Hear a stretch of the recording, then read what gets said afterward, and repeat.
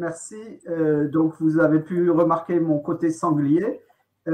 Donc, les données de Euromomo, elles se présentent de cette façon-là. Ce sont des données des scores Z, c'est-à-dire normalisés, des mortalités normalisées par classe d'âge, par pays, pour chaque semaine depuis le début de l'année. Par exemple, pour l'Autriche, les pays sont en ordre alphabétique. Pour l'Autriche, pour la 5e semaine de 2021, vous avez un score Z de 0,6 pour la tranche d'âge des 0,14. 0,6, c'est-à-dire il y a un peu plus de morts que la moyenne normale pour cette tranche d'âge, pour ce pays, pour cette semaine de l'année-là. Et ces données-là, je les prends pour tous les pays et pour toutes les semaines jusqu'au moment où je fais l'analyse. Là, aujourd'hui, j'ai commencé pour la 45e semaine, mais ce que vous allez voir, c'est surtout pour la 42e semaine, c'est-à-dire l'analyse que j'ai fait il y a 3 semaines. Et je suppose que vous voyez sur l'écran tous les scores Z que j'ai eus pour tous ces pays jusqu'à la semaine 27, je n'ai pas rajouté. Et ça va être, je vais vérifier la corrélation, donc l'association entre ces scores Z de mortalité et l'augmentation hebdomadaire du taux de vaccinés, au moins une dose pour chacun de ces pays pour les mêmes semaines.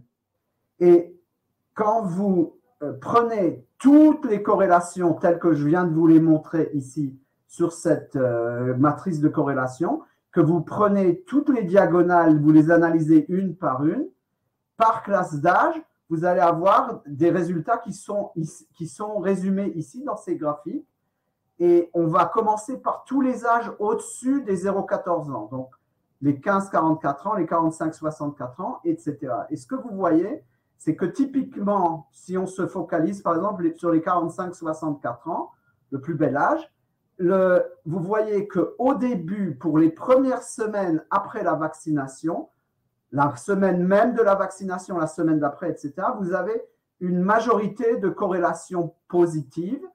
Et donc, quand on est la majorité, c'est-à-dire au-dessus de 50% des 42, 41, 40 et 39 corrélations que j'ai calculées, je mets ça en jaune et les espaces bleus indiquent qu'on a moins que 50%. Donc, plus que 50% de corrélation positive, ça veut dire plus on a vacciné et plus on a eu de morts.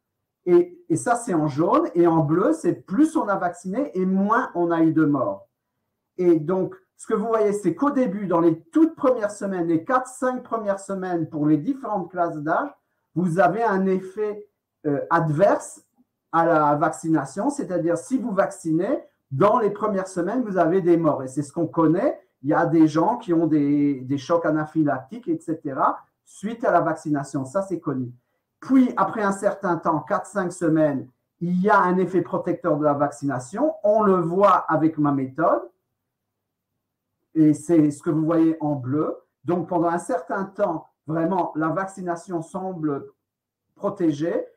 Et donc, plus vous avez vacciné de gens et moins de gens meurent dans cette classe d'âge pour les semaines, disons 5 ou jusqu'aux semaines environ 20, entre 19 et 25, selon les classes d'âge.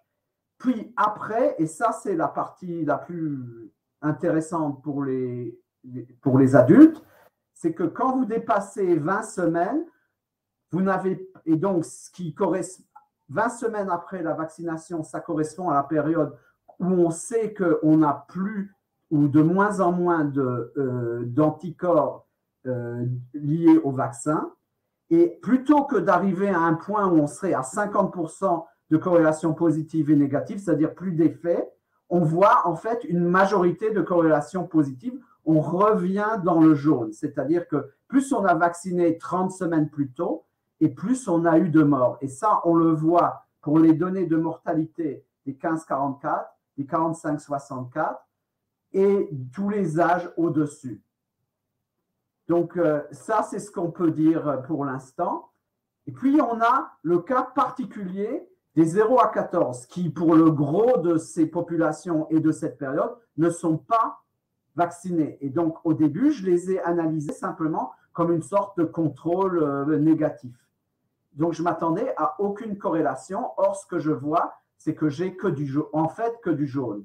Et souvent, du jaune dans le sens significatif, une majorité significative des corrélations, des associations que je trouve entre mortalité et vaccination adulte, mortalité infantile et vaccination adulte, la majorité est positive, c'est-à-dire plus on a vacciné les adultes et plus d'enfants sont morts plusieurs semaines après. Et ça n'en finit pas, puisque ça, vous voyez ces pics plus de 30 semaines après la vaccination adulte. Et donc, pour résumer ça, vous voyez ça dans le tableau ici. De 0 à 14 ans, sur toute la matrice de corrélation, on a presque 60% des corrélations qui sont positives. On en a 14 qui sont négatives et significatives à 5% d'un point de vue statistique, mais 46 qui sont positives et significatives au-dessus du seuil de 5%.